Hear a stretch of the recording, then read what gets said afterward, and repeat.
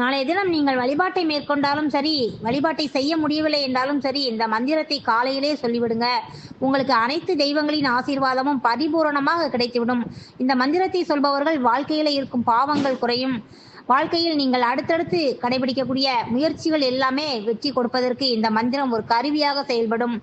நாளை காலை சூரிய உதயத்திற்கு முன்பாகவே நீங்கள் கண் விழித்து விட வேண்டும். சூரிய உதயத்திற்கு முன்பாகவே குளித்துவிட்டு நீங்கள் சுடு தண்ணீரில் குளித்தாலும் சரி, பச்சை தண்ணீரில் குளித்தாலும் சரி, அதில் ஒரு கைப்பிடி அளவு கல்லுப்பை போட்டுட்டு இந்த தண்ணீரை கங்கா தீர்த்தமாக மாறட்டும். இந்த நாள் எனக்கு இனிய நாளாக அமையட்டும். இந்த நாளில் இறைய வழிபாட்டை எனக்கு எந்த தடையும் வரக்கூடாது என்று சொல்லிட்டு அந்த தண்ணீரில் குளித்திடுங்க. அதன் பிறகு குலதெய்வத்தையும் ஈசனையும் முருகனையும் மனதார பிரார்த்தனை செய்து கொண்டு இந்த 2 வரி மந்திரத்தை உச்சரிங்க.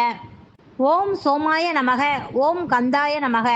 இவ்வளவுதாங்க. இந்த 2 வரி மந்திரத்தை உச்சரித்து முடித்துவிட்டு உங்களுடைய அன்றாட வேலைகளை நீங்க செய்துக்கோங்க.